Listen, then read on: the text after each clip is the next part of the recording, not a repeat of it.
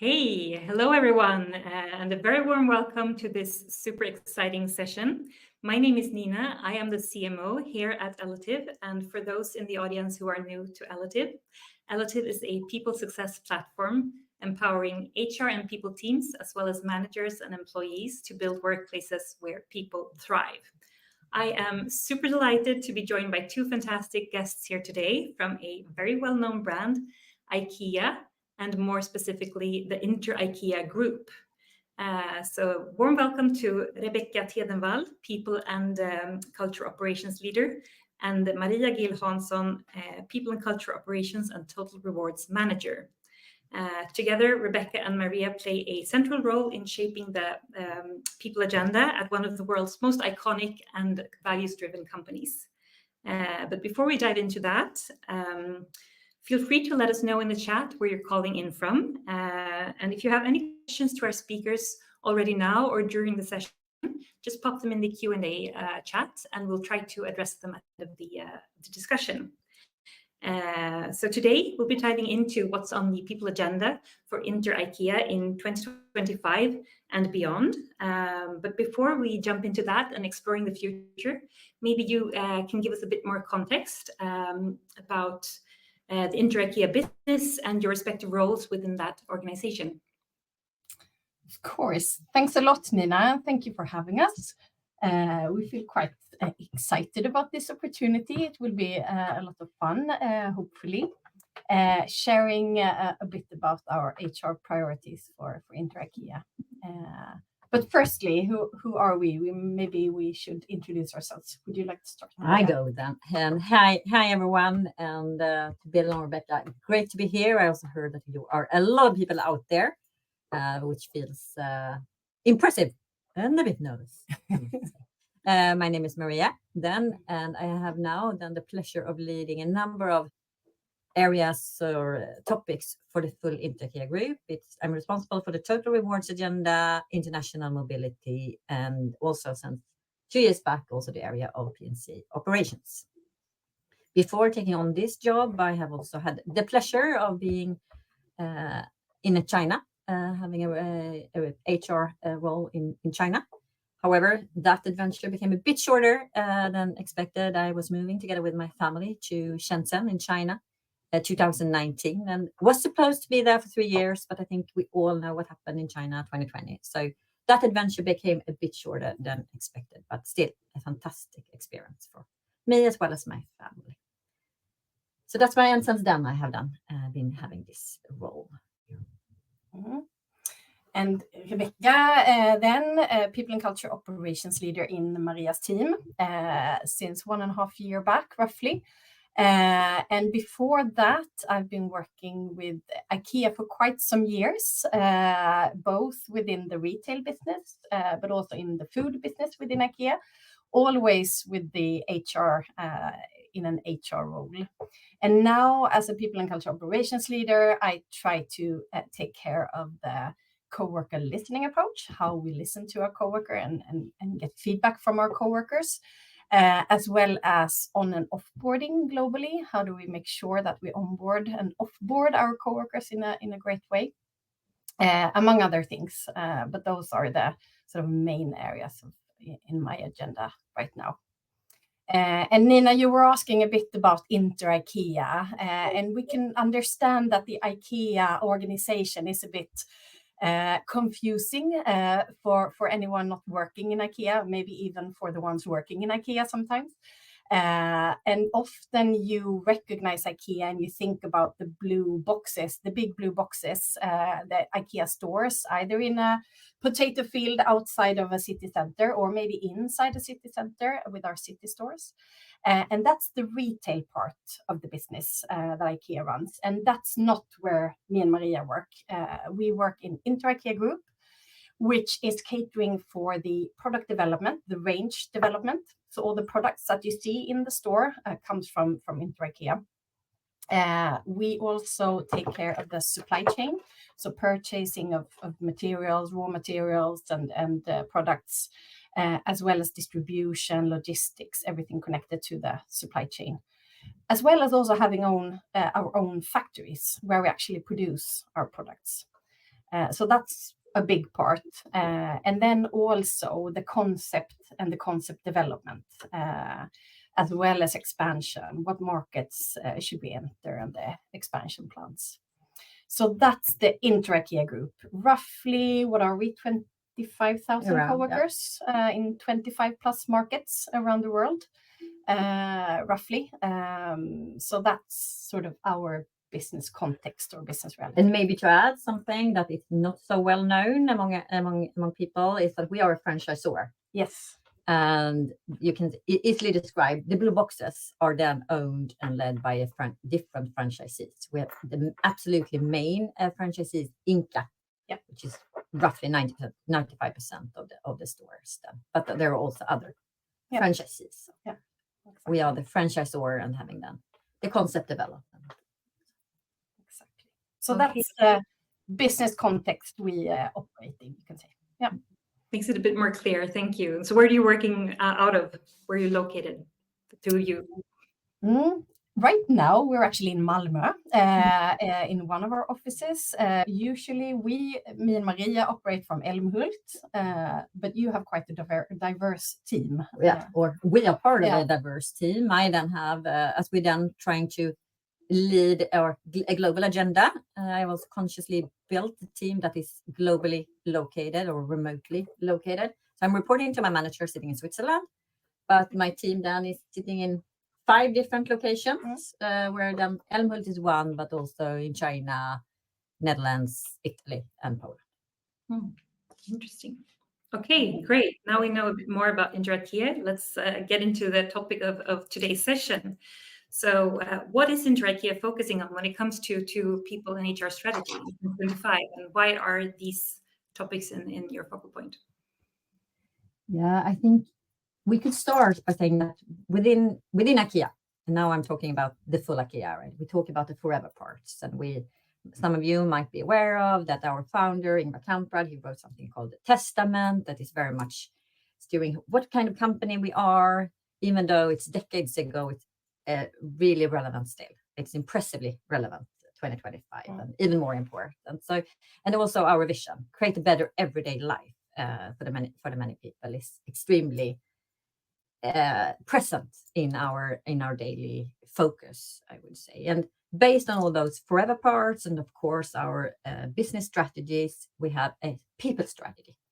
And this people strategy is led, or development of the people strategy is led by Inter-IKEA, but then developed together with our franchisees as well, and especially then IKEA, as I referred to before. And it's then valid for all co-workers working under the brand of IKEA. And within the strategy, you can say we talk about 3 different focus areas. Exactly. We have 3, I don't know if you can call it cornerstones if there are only 3, but yeah, 3 cornerstones or 3 pillars. One being a strong IKEA spirit. And I was here last year, actually, together with my former colleague, Kim, talking about belonging in a global organization. How do we create a culture of belonging and inclusion? And I think this is exactly what this pillar stands for. It's our sort of roots, our culture and values. How do we accelerate our culture and values? How do we integrate them into our everyday business? How do we not become come to a standstill when it comes to the culture and values? How do we explore and sort of accelerate the agenda? So a strong IKEA spirit is a lot around culture and values, our heritage, but also looking ahead. To add, maybe there, I think extremely important for us to remain IKEA. Yeah. And not become as any other company.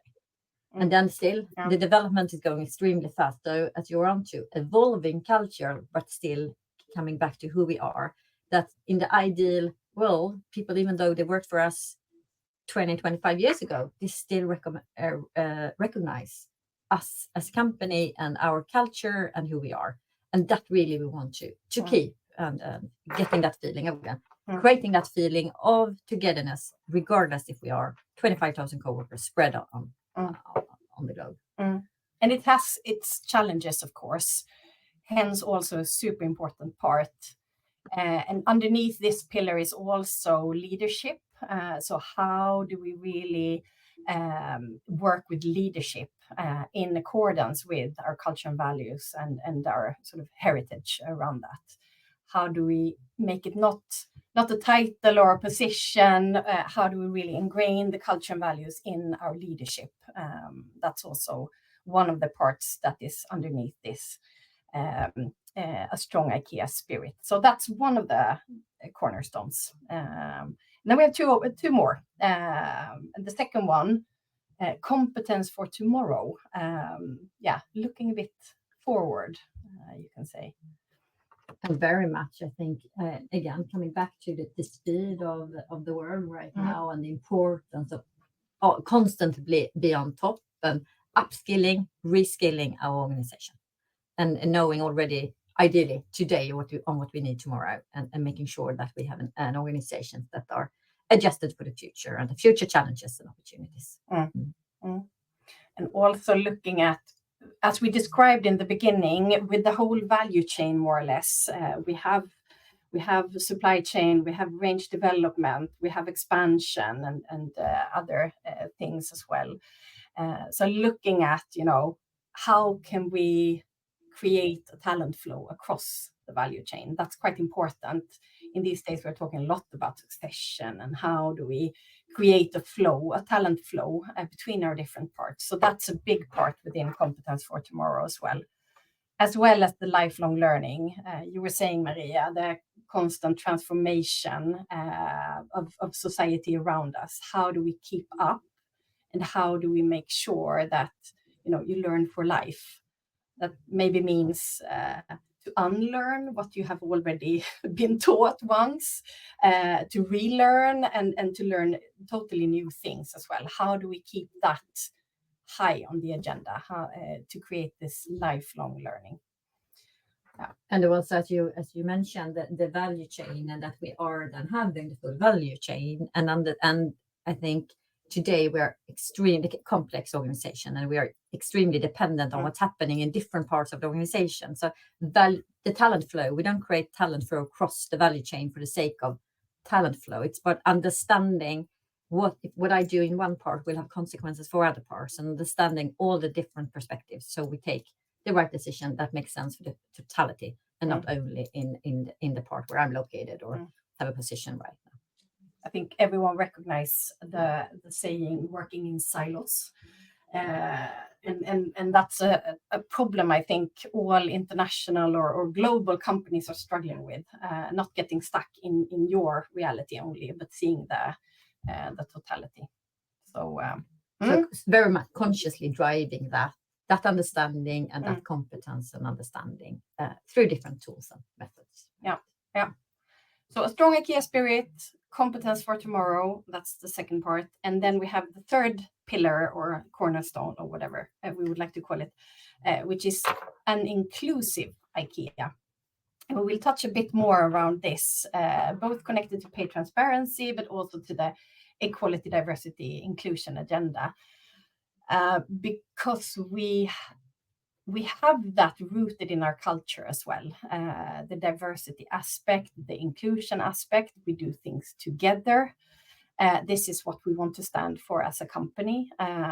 So reflecting the markets that we operate in, for instance, is a big part of this. Creating transparency in, career paths and transformation and flows.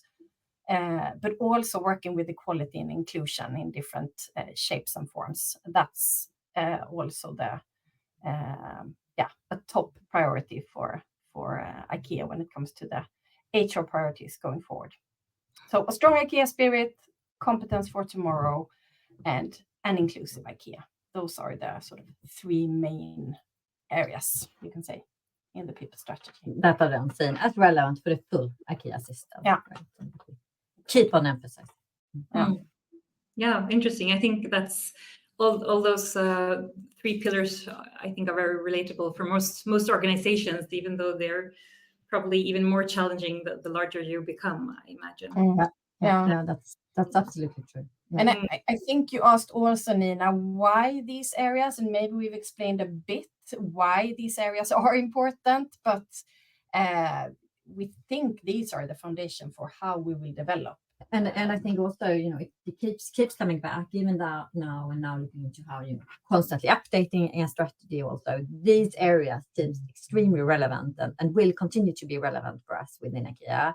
Again, coming back to the importance of competence for tomorrow, right? And I don't think I need to add the importance of both when we are in an extreme shaky world or worrying world that we are at the moment. Even more important is to know where we stand and stay true to who we are as a company, and that is very much talking to a strong IKEA spirit, but also focusing on inclusive IKEA. I think it was important already before, but today even more important. So we'll get back to that even more. But you touched upon something that's a very hot topic right now, which is pay transparency. How are you addressing the EU pay transparency directive that is coming, and what challenges does it bring for you, and how do you plan to address them, or how are you addressing them?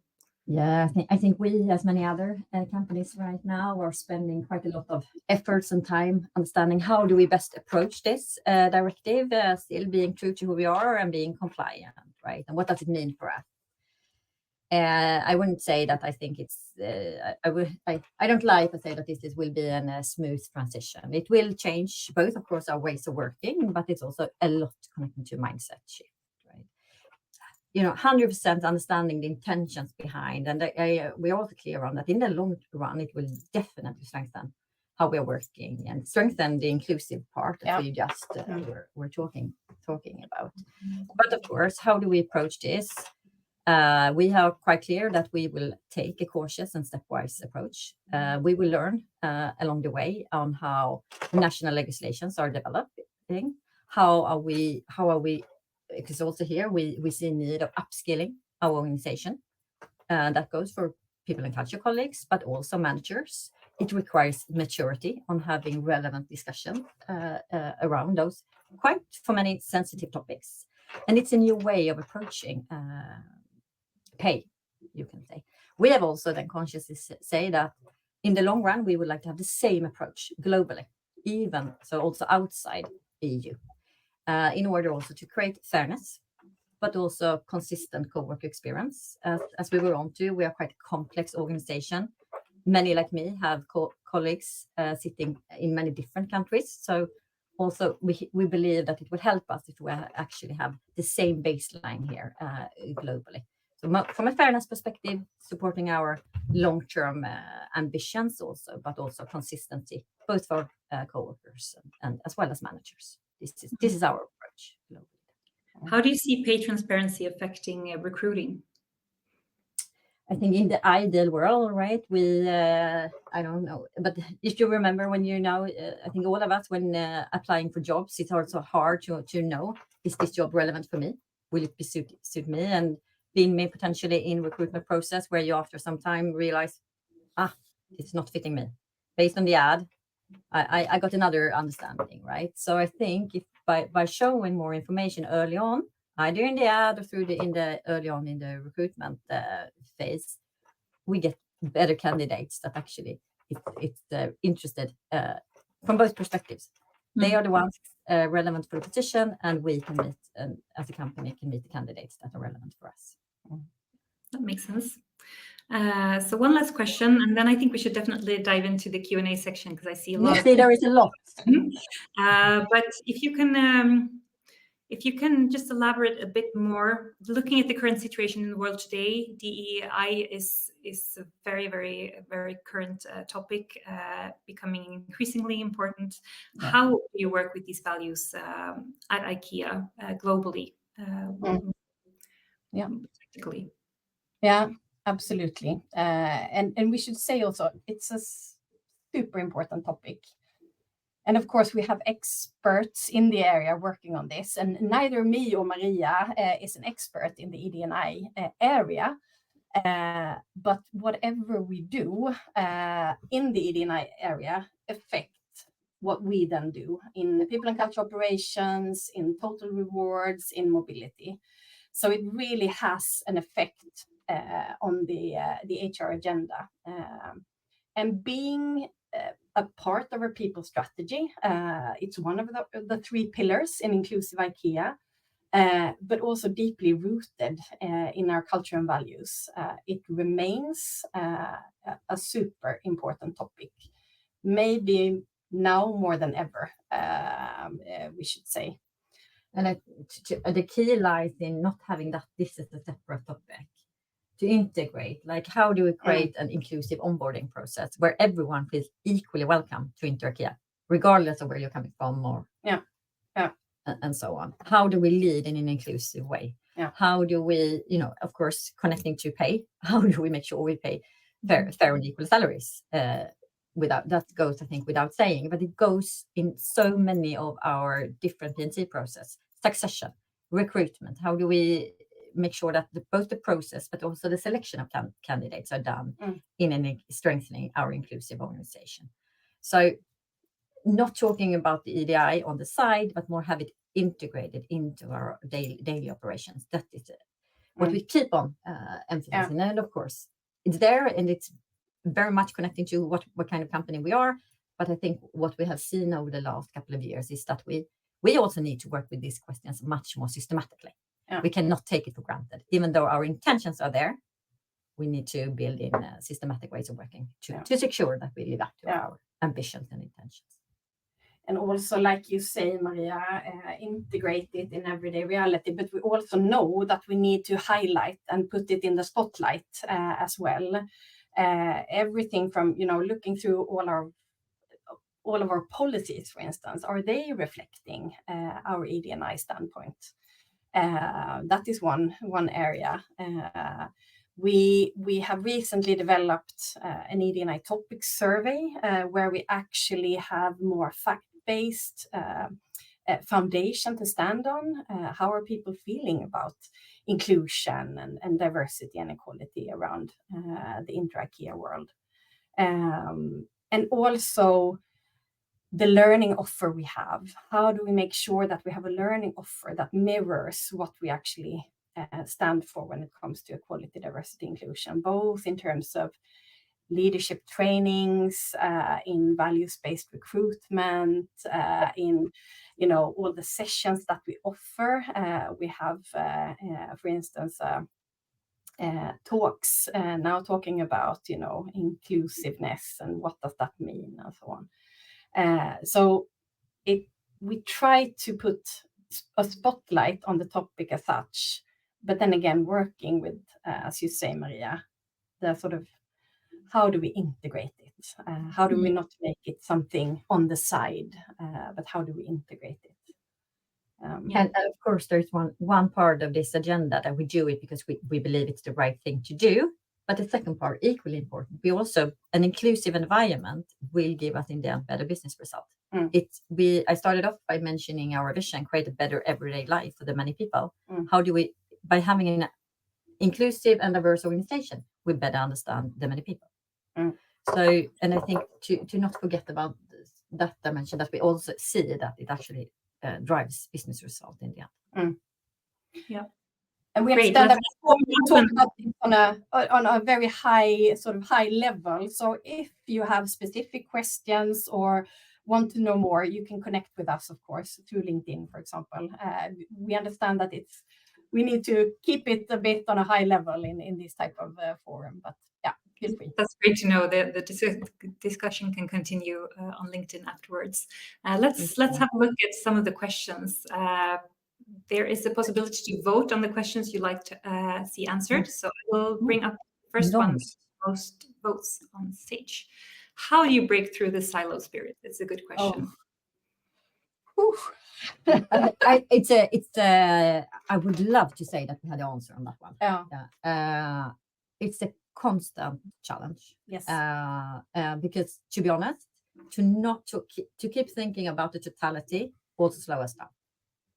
Because there are so many perspectives. If I only think about my reality and think and take the decisions based on what I know, it goes faster. So this is the constant balance of creating speed while considering the full value chain. So no, we don't have the answer, but I think part of it is how do we organize ourselves? Who do we set in, steering groups, etc.? How do we create better understanding through talent flow, for example? Talent flow can be that I actually change positions, but it can also flow competence or through other ways.